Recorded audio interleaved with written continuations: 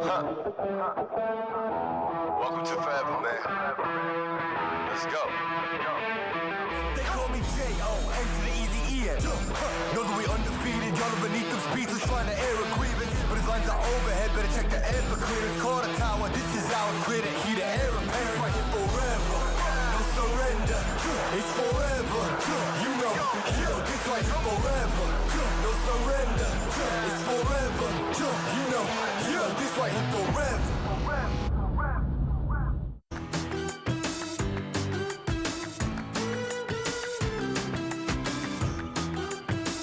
In Bratislava, Slovakia, dark clouds and rain loom over the national stadium, but no amount of gray can dampen the excitement surrounding this match. For the first time in 8 years, Canada faces a South American opponent, perennial contenders on the world stage, Uruguay.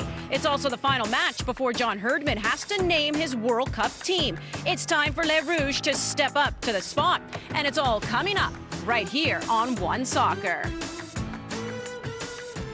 Hello, everyone, and welcome inside National Stadium here in Bratislava. Annie Petrollo and Oliver Platt with you. You know, the last time Canada faced a South American team, you have to go back to 2014. That was a 1-0 loss to Colombia, and only 2 players on the current squad were part of the squad then. That would be Milan Borjan and Daniil Henry. Now, Ollie, you can call it gamesmanship. You can also call it the truth. But John Herdman saying, hey, all the pressure's on Uruguay here to come away with the win. We're playing the underdog role here.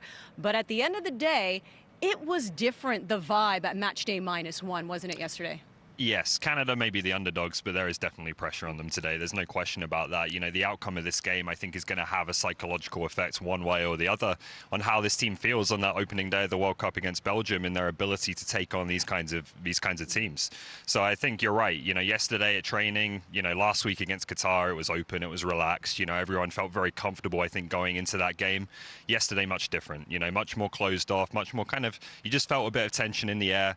You know, you notice little things like the coaches normally come out very early, have a bit of a kickabout, have fun. They came out after the players this time in a group, I think, having spoke together before that last training session. Much more restricted access for media as well. So, you know, that can go both ways, the tension. It can be a good thing, or obviously it can inhibit you if it's a bad thing as well. But I think there's no question that in terms of the collective psyche of this team, and again, their belief in their ability to beat big teams, that's going to, you know, be affected one way or the other today. Yeah, there was no dancing to music before practice on match day -1 this time around. That's for sure, but we can understand why. Uruguay, they're ranked 13th in the world. You can look at what they've done on the world stage, even the last, you know, few World Cups as well, getting out of the group stage, I believe, in the last 3 as well. So this is a team that poses a threat. We keep hearing that, but what kind of threat do they actually pose? Well, I think it's a special footballing nation, to be honest with you. They got 4 stars above their logo, firstly, so for 4 World Championships, 2 World Cups and 2 Olympic Games. But I think what they've done more recently in the last 10 or 20 years has been even more impressive in some ways. You know, as we see the world of football now, the globalized world we live in with massive countries, much more money, much more, you know, in terms of resources, this is a country of 3.5 million people. There is not a comparable for how successful they've been, given the size of the country. And it's a team that has been built on, firstly, immense skill when you look at Luis Suarez and Edinson Cavani, who's unfortunately not here today, Diego Forlan in the past as well. But then also this grit, this resilience to the team. They're so difficult to beat, so difficult to play against, because they're such a small country. There's something about them where they just have this desperation in their play that I think other nations sometimes struggle to match. So it's going to be a fantastic test for Canada today. Cavani not here, not match ready. Now Uruguay, they're coming off a 1-0 loss to Iran on Friday. That ended a 7-game unbeaten streak for them. The Canadians, as you know, coming off the 2-0 win over Qatar on that same night.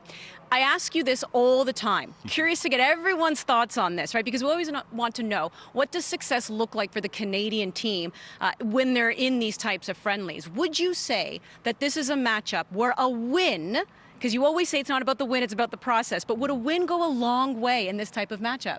Of course it would. You know, a win today for Canada is a sensational result. There's no doubt about it. And a heavy defeat, I think, one where they don't look like they belong on the same pitch as Uruguay, does a lot of damage. But I think there's also a lot of room in between those 2 outcomes. And that's where you start to talk about process and performance. And I know, you know, not everyone likes that. But I think the most important thing, if you do find yourself caught between those 2 kind of extremes, is how do Canada feel coming off the pitch today? Do they feel like they've turned in a performance where whatever the result, we were in that game. We belonged on that field. We went toe-to-toe with some really top players, and we stood up and made ourselves count. And if they come off the field feeling like that, with real conviction, not kind of deluding themselves into believing something, but believing it on a really strong basis, then I think that'll give them real confidence going into that first World Cup game. I'm okay with an ugly win. We've all heard that phrase before. Even if the ball goes off Kyle Laren's face, it doesn't need to be pretty. See, I'm of the belief a win really goes a long way in a game like today. So let's see who John Herdman will be relying upon to be his starting 11 as we send it to the studio now. We have Adam Jenkins alongside Christian Jack. Gentlemen. Well, thank you very much, Andy. Good to see you as well, Oliver. We will be seeing Andy and Ollie a ton throughout the show. More special guests as well today on Matchday Live, including former Canadian internationals Patrice Bernier and Scott Arfield. We do have some business to attend to first, KJ, and that is, of course, the starting 11s. We will begin with the Canadians, as always, brought to you by GE Appliances, and a couple of notable changes. Yeah, just 2 changes. First of all, on that's the least amount of changes from one game to the next for Canada since the quarterfinal and the semi-final of the Gold Cup. And we thought it was only going to be 1. I think Miller might play centrally, we'll see. But we all thought Vittoria was going to play. That's what we heard from camp, and it's Kennedy in there, so that might have been a late change. The other one we expected, Larea comes on that right-hand side for Hoylett, who did a very good job, but we don't expect to see much of a system change. But Larea definitely deserves the chance to start here, probably not necessarily back-to-back, so give Hoylett a little bit of a break. But yeah, when you look at the other team in Uruguay as well, Adam, I think the big change here is the system. When they set to play Uruguay, they wanted to match up that midfield 3 of Vecino, Valverde and Betancourt, similar to the midfield 3 of what they're going to see in Qatar against Croatia. But they didn't play well against Iran. I watched the game. The midfield 3, they took that one player off because it's all about the front 2. Luis Suarez and Darwin Nunez, both true number 9s, not wanting to play out wide. So it looks like they've sacrificed for the front 2 a little bit to try and play the 4-4-2. But what they do have is tremendous inexperience at the back. Jimenez is not there right now. Araujo just got hurt. They've got Sebastian Caceres from Club America, who's only playing his 2nd game. So they play a high line with inexperience at the back. That might be where Canada tries to get a little bit of exploiting. That's one of the things about Uruguay that surprised me a little bit is they're renowned for their center backs. They have some of the best center backs in the world, and they're missing a lot. They're also in this phase going a little bit younger while they try and retool on the fly. Speaking of Patrice Bernier, let's bring him into the show now as we say bon matin. Patrice, thank you again for joining us. Great to have you back. This is a very consistent 11 for John Herdman, including Sam Piette and a couple other CF Montrealers back in the team. What do you make of the continuity we're seeing from John? But it's the coach who relies on experience and the players that that allowed him to qualify, and the ones who have mastered or have been involved all through the qualifiers. I would have expected maybe some new faces to be in because you wanted to see what they fare, but you're playing Uruguay, number 13 in the world. So they want to change too much, and you want to see how your almost best 11 will fare with some of one of the countries that's one of the best, or at least top 15 in the world. So Kennedy in and Larea on the right. You see more defense because Hoylett was on that right wing back, and now you got Richie Larea, which is known for that position. So not surprised, but I would have liked to see some new faces in there just to see how they fare at the international level, like a Joel Waterman. Well, that's what I wanted to ask you about next. When you talk about best 11, and there are some notable absences here, are you seeing, due to necessity, no Atiba Hutchinson, of course, and we know that there is something of a cloud hanging over his head in terms of injury status for the World Cup. So you see Sam Piette in that midfield again. Do you think Sam Piette would be ready and is the type of player that could anchor this Canadian midfield if the World Cup were to start tomorrow? Yeah, I think he's ready. I think he's experienced. John Herdman has trusted him in the past. We know Atiba and normally Eustáquio are probably the 2 front leading. Then you have Jonathan Osorio, who's injured.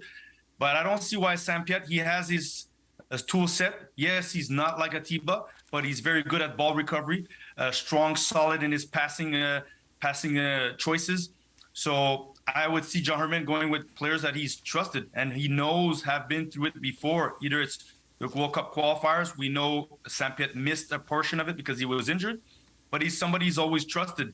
So the next in line would be a Samuel Piette if Atiba Hutchinson would not be available, or Jonathan Osorio.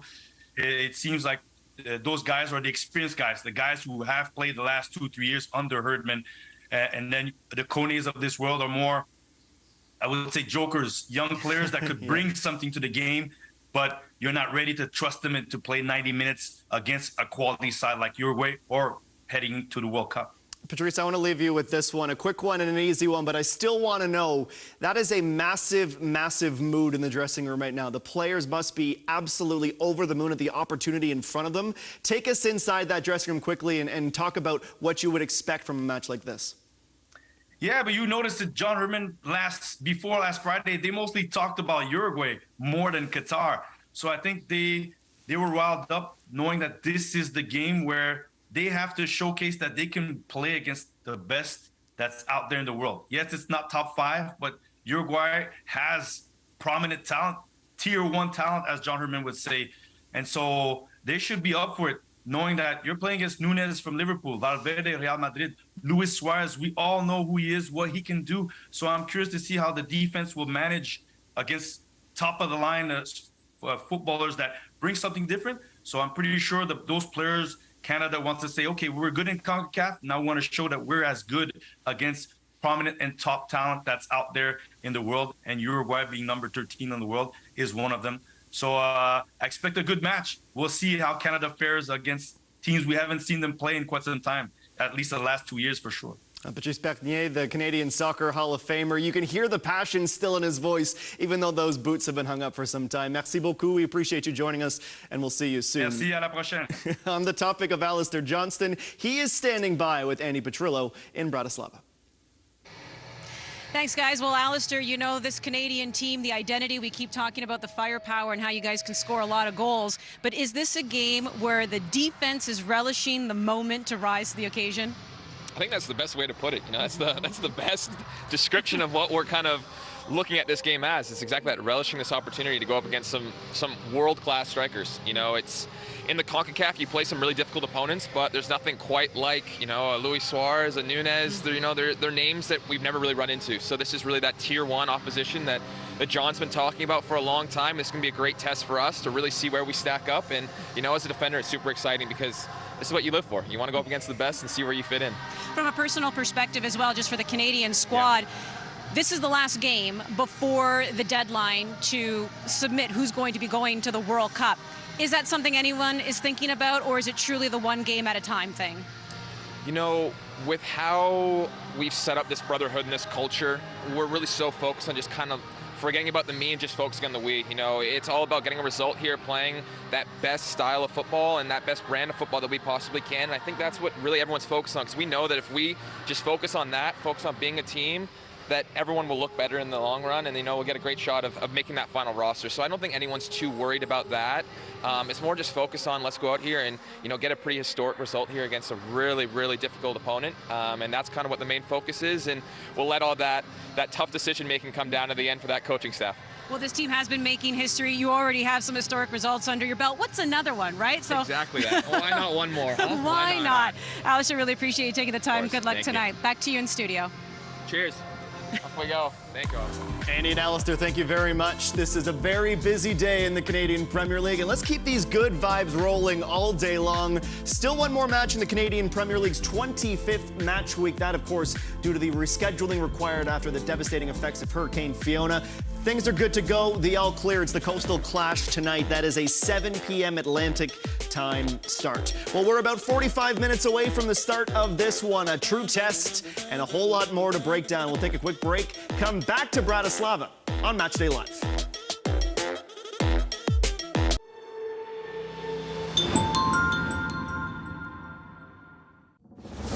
We're used to labels. Apologetic. Sweet. Pushovers. 1, 2, 3, red! But screw labels. No more being polite. No more sugarcoating. Because we're labelless and limitless. Oat Canada, the official plant protein partner of Canada Soccer.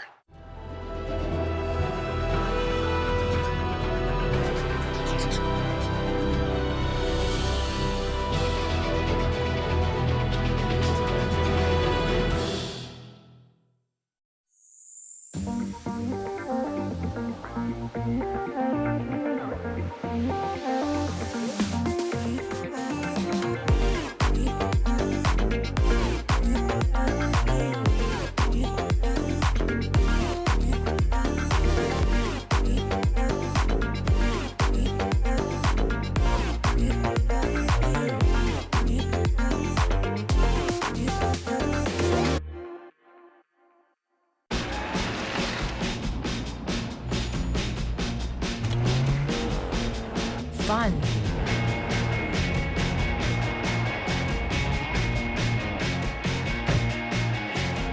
intelligence, drive. They run in the family. Corolla. For life's transitions, working from home, and even small businesses, life gets better when you have space. With no long-term contracts or leases, get the size you need. First 4 weeks free. Access Storage. Proud partner of Canada Soccer's men's national team.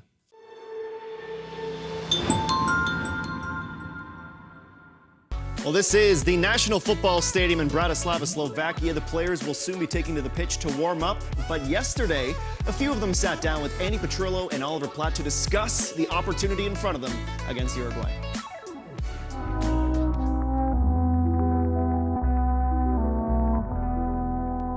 I think everybody likes to play this type of games, you know. I think since I was here, this is probably top 3 oppositions we ever had. Including Mexico and the States, obviously. And it's going to be a tough fight. They have a lot of good players, but we do as well, so it's going to be a good game. We don't fear nobody. I think New Canada doesn't fear nobody. We've shown that already, and it's a personality that we have to take to Qatar. So Uruguay is a very good test, and we're going to take it that far. I think they're going to be a very tough opposition. They're very quick, they're very aggressive as well. We just have to be ourselves, and I think it's going to be good. Stacchio, good ball, touchdown!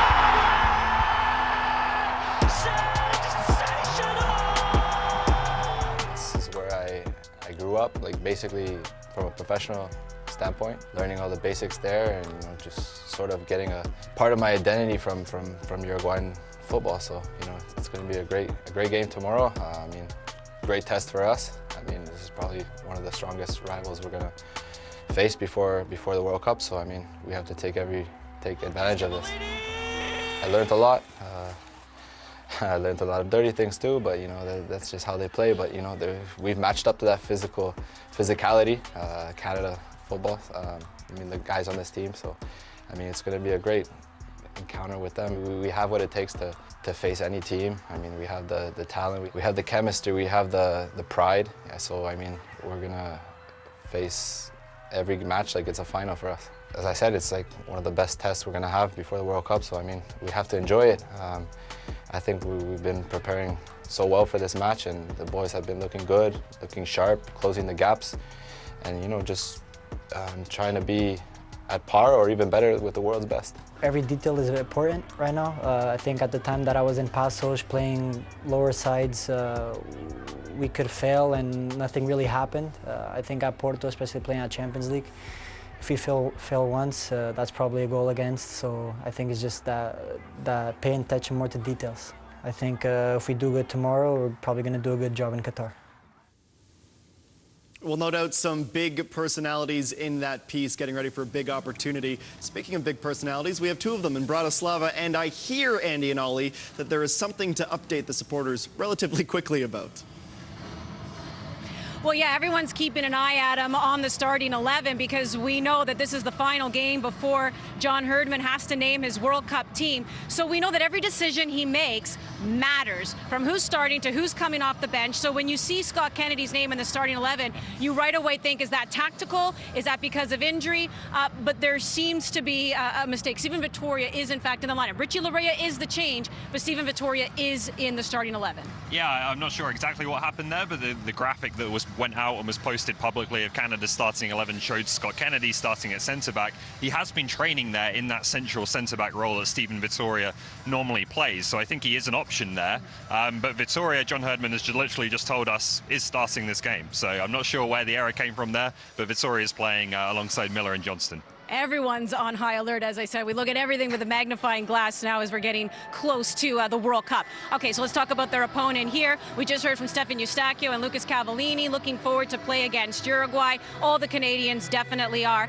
So Luis Suarez, right? We know that the old guard is there. You know, Edison Cavani, Luis Suarez. We've mentioned before, Cavani's not here because he's not match ready. And even though Luis Suarez is getting a little long in the tooth, this is a guy who's a formidable force. Yeah, I've been lucky enough to see him twice live in my life, and he scored a hat-trick both times. So I'm hoping that's not an omen for today, and Canada has a bit more success against him. But look, when you talk about, you know, you've got Ronaldo and Messi, obviously, in the generation that's just coming to an end now as the two top players in the world and maybe of all time. I think in the conversation for third place, Luis Suarez is on that list. I think he's just an absolutely tremendous striker. And he's someone who really embodies what we talked about earlier, the characteristics of Uruguayan football. Okay, there's tremendous skill. You know, he's scored so many goals in his career at the biggest clubs in the world. But he's also someone who, he goes on the pitch and it's like every game is his last, right? It's like he thinks he's never going to get another one. So we've seen in his career that manifests itself sometimes in ways that cross the line in a big way.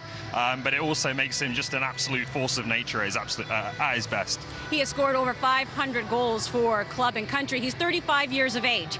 His heir apparent is going to be playing alongside of him as well, who's 23 years of age. What does Darwin Nunez bring? Just physicality. You know, that's the big challenge, I think, with Darwin Nunez when you look at this game for Canada today and what they're going to face at the World Cup, a striker like Romelu Lukaku.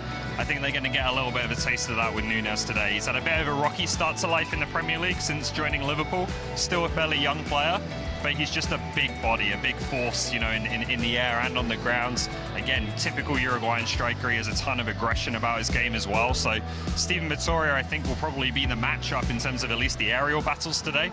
That's going to be a real challenge for Vitória, as well as obviously Kamal Miller and Alistair Johnston alongside him. Yeah, we heard John Herdman also talking about not really having that big, tall, kind of physical center back. So Steven Vitória, Kamal Miller will have their hands full, but we also heard from Alistair Johnston earlier, guys, and he said that this is the type of game where the defenders relish the challenge. Back to you.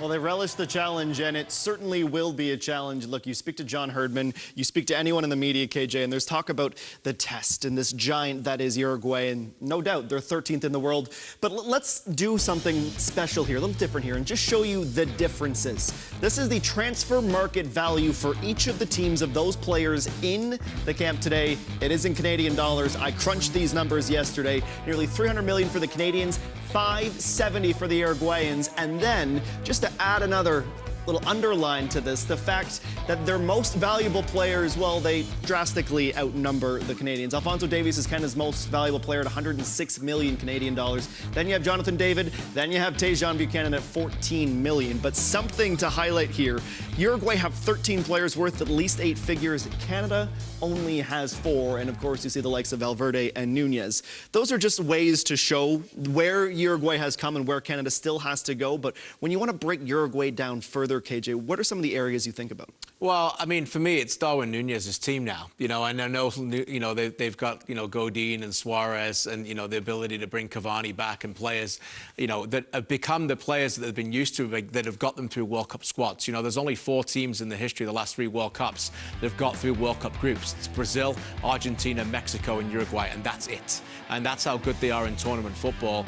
But, you know, for me, the attention turns to Nunez now because he's an absolute bulldog. He's a menace. He loves to be able to score goals.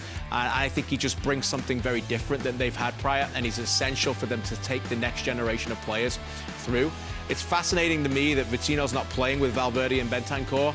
That goal that you see there scored by Iran came when they took Vecino off, and that created the space. They're used to playing that 3, and they take midfield control, and they play at an intensity that Canada are not used to. So I think Valverde, for me, one of the best midfielders on the planet. How can you get near him today? Comes into space, receives the ball, will press. They press really well as well. And when they press, the defense comes up and they play high.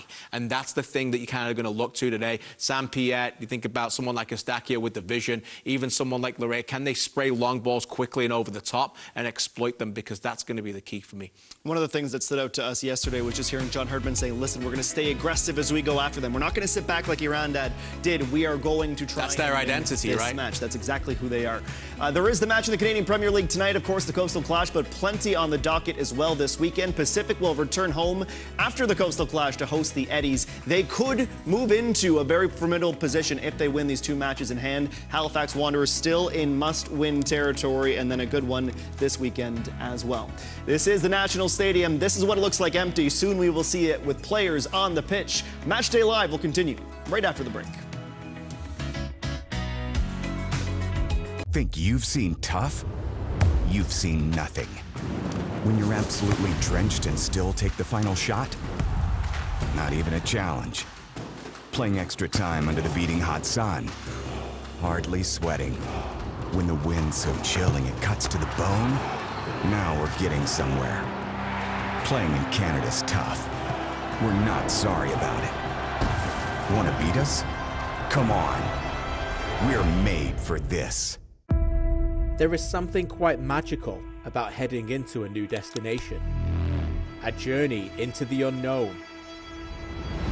Not alone, but together, as a country, as a sport, ready to soar. We are Canada, and this is our sport. This is our time.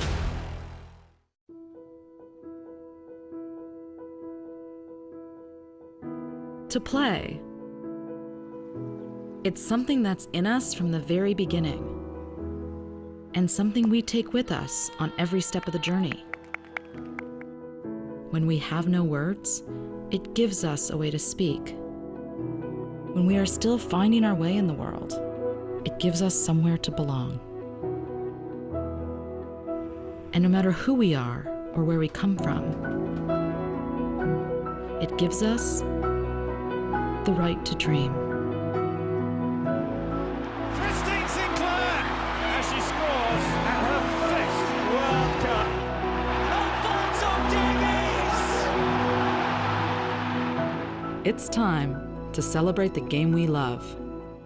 It's time to play. Friendly competition between Kyle Larin and Jonathan David in camp, and to have both of them scoring is a good thing. But Jonathan David's not just scoring for club, and for country, excuse me, he's scoring for club as well. When Jonathan David walked off the sodden pitch in Honduras in June, many people's attention turned to his next destination. Surely another move to a big European club. In fact, his next destination was far more important. That was rest. Jonathan David had played 116 games in the last 2 seasons and over 60 matches last season alone. He has now returned to his club Lille under a new manager in Paulo Fonseca and is thriving again, and I want to show you why and how valuable he is to Canada coming in prime form. This is his new season, and we start right away at the beginning of the year. He was occupying a right wing slot in a 4-3-3, the first match of the season. You can see him right here already looking and scanning the pitch. We play it through just to show you just how versatile of a forward player he's become. Now, what you see a lot of here is the work rate that you see as he continues to track back here and cover the space, win the ball back, and then away. And watch what David does next is he's got that explosion of pace. I think something he lacked a little bit as he got tired last season. Remember, he only scored 3 goals last season at the back end of the season in France from December all the way through to May. Look at that. 3 minutes into the season, he's got another goal. Again, here, Lille press really well, which is what they do a lot under Fonseca. David again playing in the same position, same match. Just watch what happens next. A very easy, comfortable goal, but scanning the pitch and seeing where he is, again, the ability to put it in the back of the net, that's one of his great qualities. As I mentioned, David's workload, and it's, I think, is really important to show now what he's become. Here we see him against a defender. You think as a defender, you've got him all matched up here, but watch David's movement here. And when Cabella plays the pass, you know right away he's going to put the ball in, one-touch finishing. Watch what he does to get across the defender like that. He only needs one touch, and it's in the back of the net. Not only does he surprise the goalkeeper, is left on basically on the ground, and the defender as well. It's a world-class finish by a player whose trajectory is on the way to becoming a world-class finisher.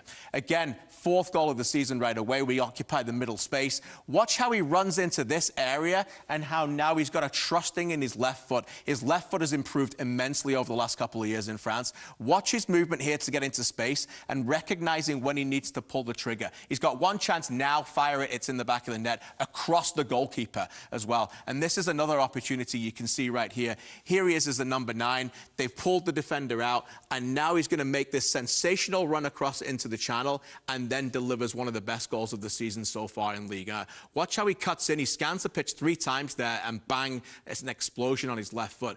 David's form is immense at the moment, and it's no coincidence for me that he had 2 months off after after an incredible amount of games played last season. I bring in my next guest, who's also playing some immense football right now in Europe, Scott Arfield. Scotty, great to see you again. I want to ask you, first of all, what you think of JD, your former teammate with the national team, and also the benefit of these players playing high-level football in Europe the way you are, going into a Winter World Cup for the first time. Yeah, well, first of all, in terms of personality, JD is the man that you want up front. He's so enthusiastic. He's infectious with his personality around the squad, and he's so important for the team. On the pitch, he's exactly what you've just went in there. He is an explosive forward. He puts it in defensively. You know he's going to get you goals, and he's got that little 4 or 5 yards that are so hard for any defender to keep up with. If you noticed, every goal there was basically left to right. And he loves coming back into his left foot there. And as you said, his left foot's got so much better.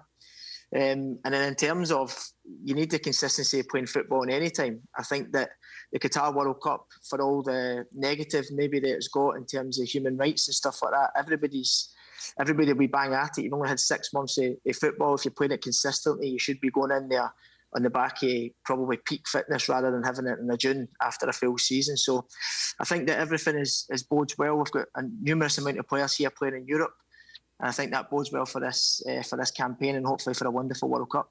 Yeah, great point. I want to ask you about your feelings about how they played on Friday when I show you the next board. So what I want to do is I want to try and construct our team for the World Cup. And I think there's a lot of people who know, there's a lot of places here that are cemented, right? So I broke them into 4 categories. And I want to show the first category first when we look at this board, because I think when I look at the first category, I think of a group of players right away who are going to start the World Cup. No doubters for me. We're going to put up a board of 8 players here. And I think when you put them up there right away, look at those players.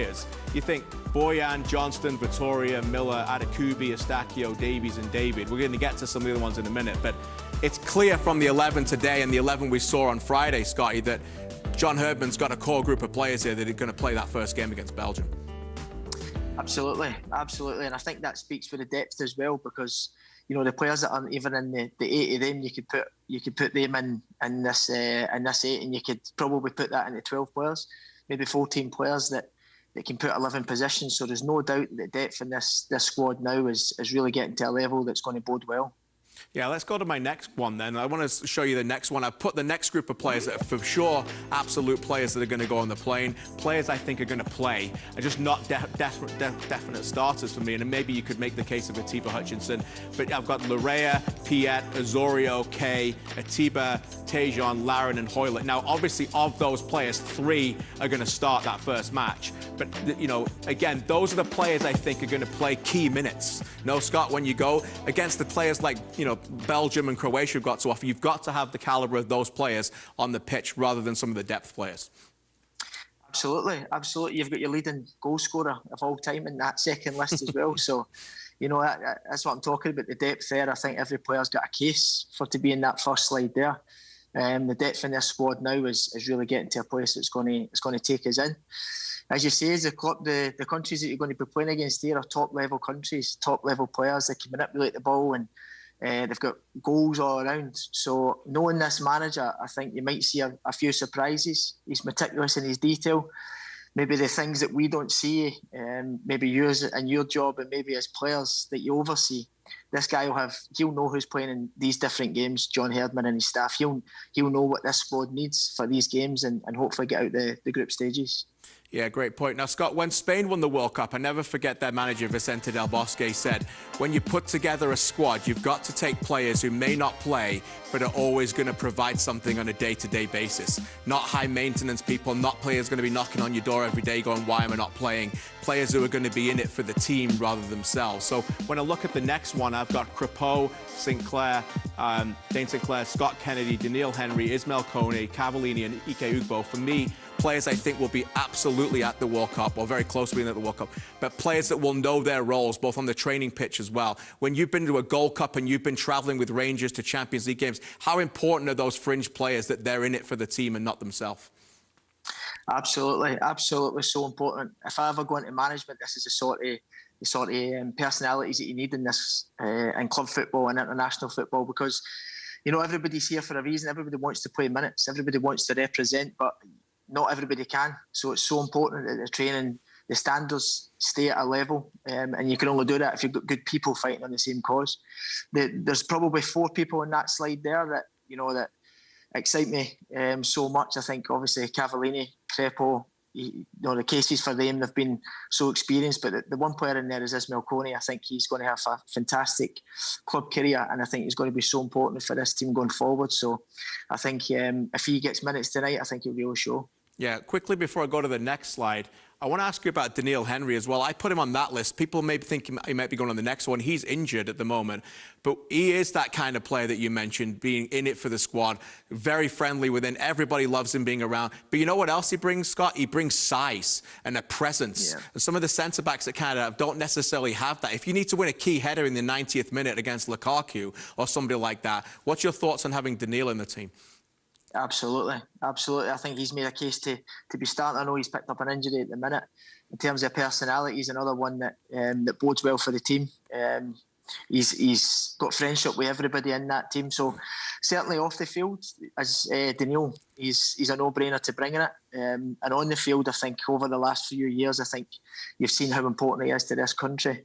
Yeah, great points. That's 23. Let's get to the last board, and these are the players on the bubble for me. I've gone with Cornelius and Waterman. I think we might get one of them. Fraser, Wotherspoon. I had to throw my buddy Scott Arfield on there because he didn't rule it out the other day. Liam Miller played. Brim came on as well. Corbiano and Koleosho.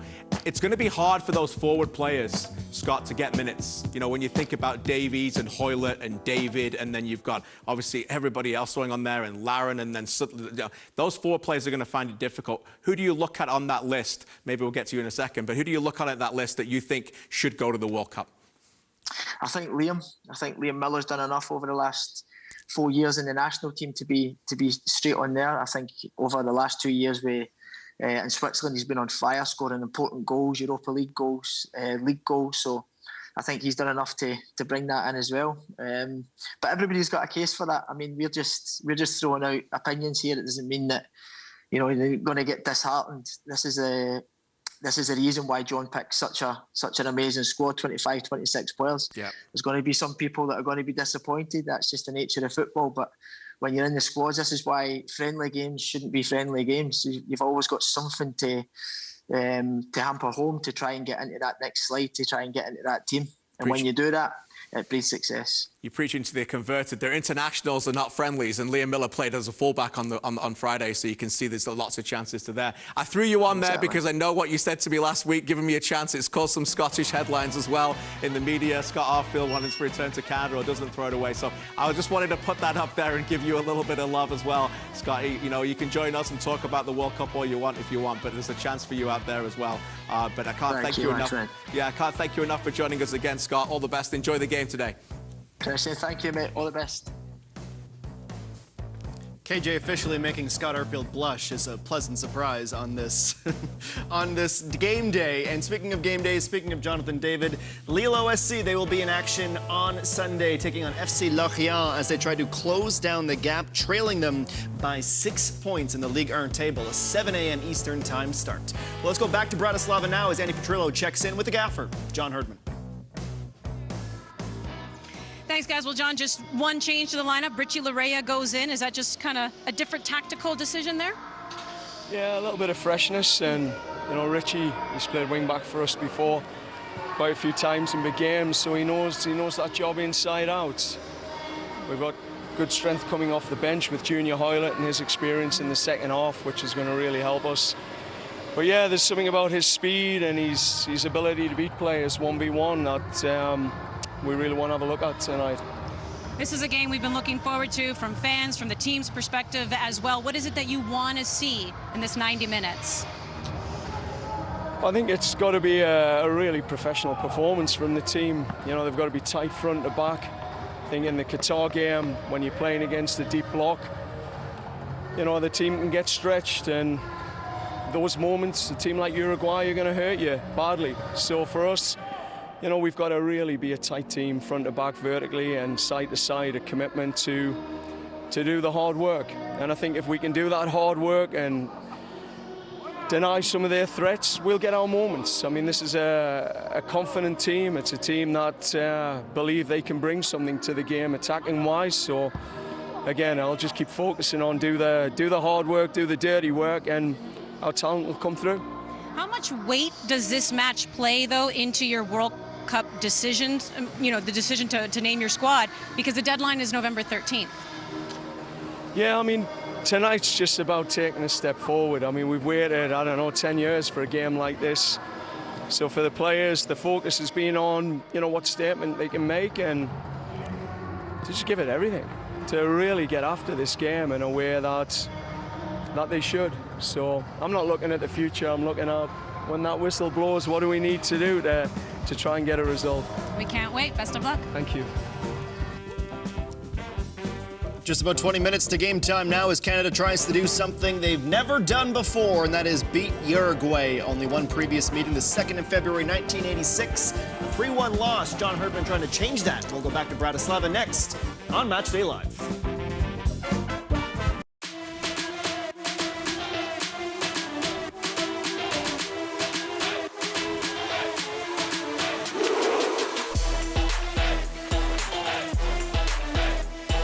The 2022 Canadian Championship Final.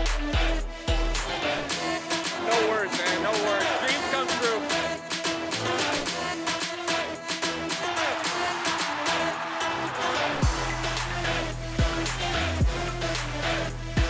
Welcome on in to our OneSoccer studios. You are watching OneSoccer today.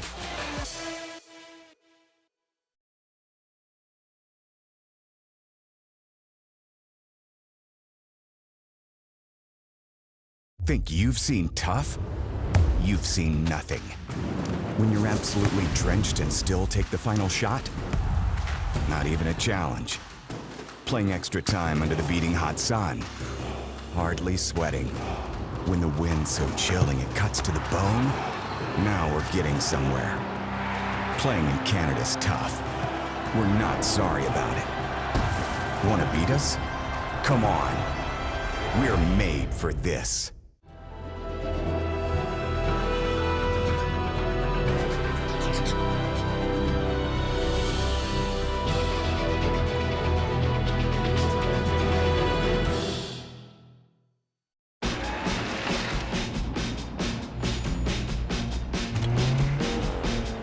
Fun.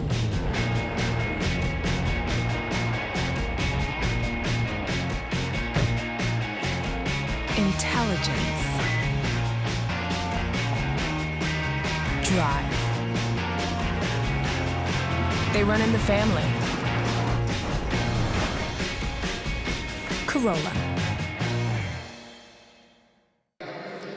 Since 1937, Canada has faced teams in the Cotton Bowl region 26 times, 3 wins, 8 draws, 15 losses. John Herdman and company, no doubt, would like to add another number to that win column as we are getting set for Canada, Uruguay here in Bratislava, Slovakia. Andy and Ollie on location. The players just exiting the pitch right now. All the cameras came out when Luis Suarez and Alphonso Davies stepped onto the pitch. This is going to be a good one. But here's the thing. We know Canada is preparing for the World Cup, their first in 36 years. So they've taken on Qatar, it's going to be Uruguay, and then they do take on Japan November 17th. Are these adequate teams, adequate competition to prepare for Qatar 2022? Yeah, I think they've done well. I think they would have loved to have played against a European team, but obviously we know the schedules make that difficult. So I think regardless of who you face, you're never going to be fully ready to step onto that pitch at a World Cup for the first time. The bright lights, a world-class team standing opposite you like we know Canada will be facing in that first game. I don't think you can fully prepare yourself for that. What you can prepare is how are you going to react in that situation, right? By putting yourself in as many kind of similar situations as you can, and I think Uruguay will go a long way towards doing that tonight. And you know, watching the team in training has been interesting because you maybe expect them before this game to be doing a lot of defensive work, a lot of organizational work. It's been all, from what we've seen at least, it's been all work with the ball. You know, they want to practice how they build up from the back, and again, how they play under pressure, right? When Luis Suarez is in your face, Darwin Núñez is in your face, are you going to smash it away, or are you going to continue to play your football and stay composed? So I think there's been a preparation in that regard as well. Yeah, they don't want to be intimidated, that's for sure. They want to continue to attack. So they take on Uruguay here tonight. Then we will see the Canadian men once again, November 17th, taking on Japan before it all starts against Belgium at the World Cup. That game against Japan, of course, can be seen right here on OneSoccer. Stay with us because we have a lot more coming up as we are getting you set for kickoff inside the National Stadium in Slovakia. This broadcast of Canada Soccer's national teams is presented by Allstate. You're in good hands. Sports can bring us together or tear us apart.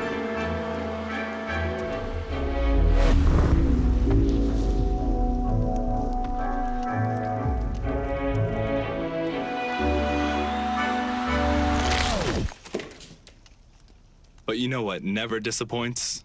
Shawarma? We're making what you're craving, Osmos.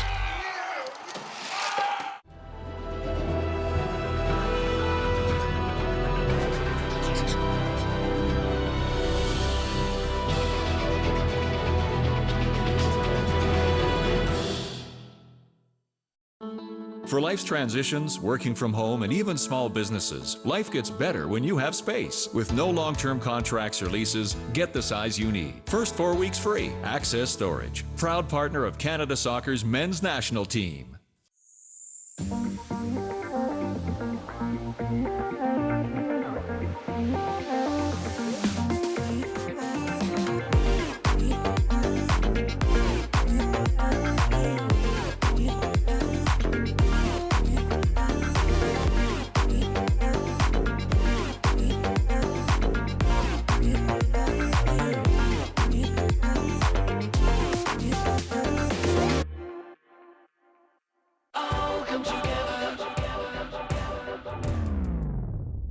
We call it the beautiful game, where artistry leaves you in awe, mixed with emotion that grips the soul.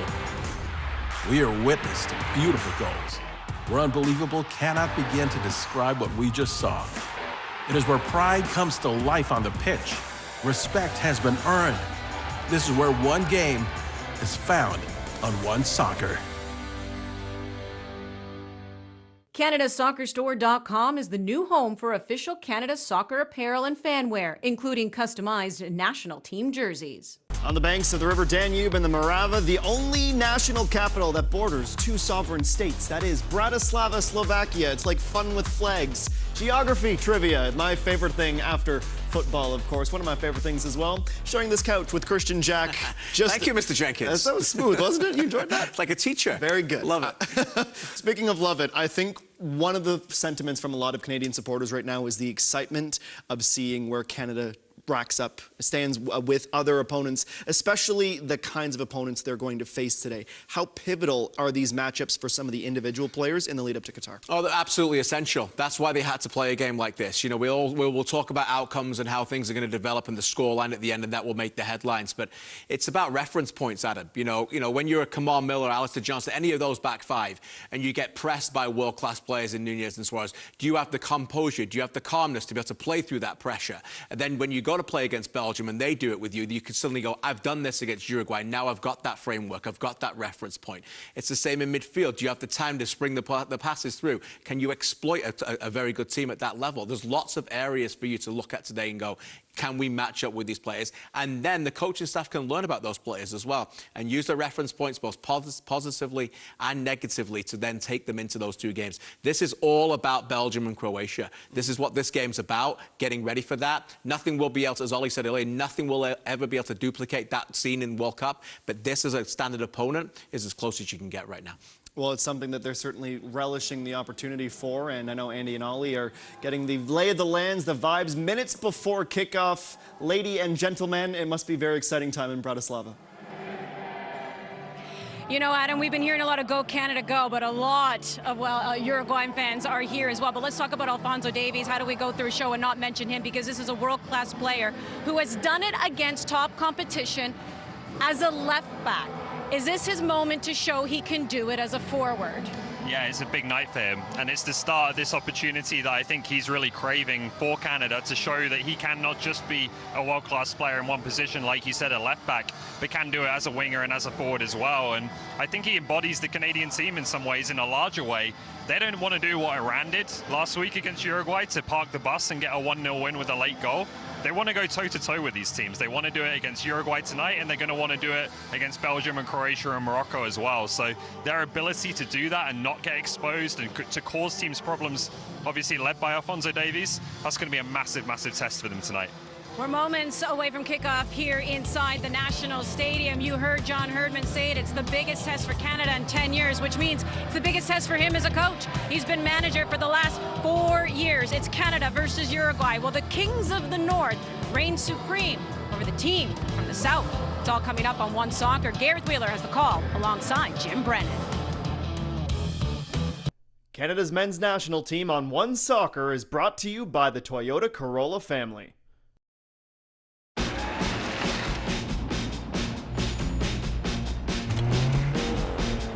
Fun.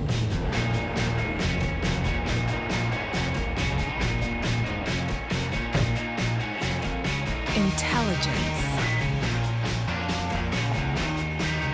Drive. They run in the family. Corolla. For life's transitions, working from home, and even small businesses, life gets better when you have space. With no long-term contracts or leases, get the size you need. First 4 weeks free. Access Storage. Proud partner of Canada Soccer's men's national team.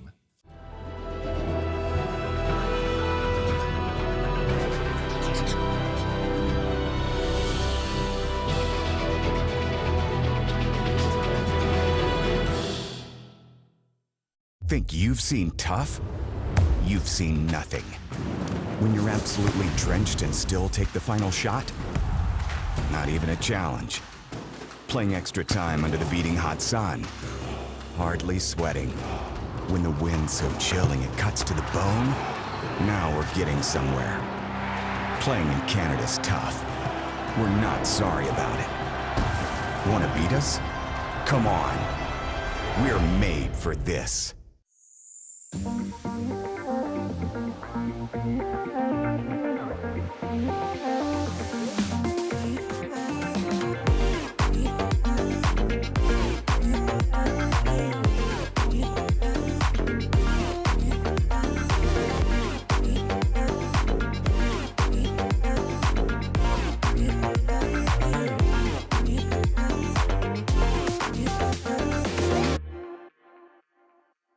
This broadcast of Canada Soccer's national teams is presented by Allstate. You're in good hands. Welcome inside the National Stadium in Bratislava, Slovakia, for the challenge that Canada wants, and it's the challenge that Canada needs. The Canadian men's national team facing its biggest opponent in over 12 years as they face two-time World Cup champions and the 13th ranked side in the world in Uruguay. It's an important warm-up ahead of the World Cup that incredibly kicks off in less than 2 months' time. The bar is being raised today, there's no doubt about it, with it being critical that the group steps up in competition, and that doesn't mean a step back in performance. The pressure is now on at this very crucial time for Canada. This is not a time for evaluation, it's about preparation for what's to come. This, the final game of this international window, and the last chance to make an impression as Canada's World Cup squad will be named by the next time they meet. Are Canada able to warrant that underdog tag that they've been given by so many based upon their absolutely phenomenal qualifying campaign come Qatar, or will today show just how big of a gap that separates them, Canada, as an emerging side, to those top nations who simply have already arrived? Uruguay is one of them. This is their 4th successive World Cup they'll be playing in. Canada, of course, it's been well documented, heading to their first World Cup in 36 years. It's one of those days where Canada's underdog story really starts to get written on the global stage. This team full of charisma, camaraderie and competitiveness are going to really test themselves today as the bar is raised, and it's time for Canada to raise their game as well. It's Canada and Uruguay from Slovakia. The penultimate warm-up game ahead of Qatar 2022.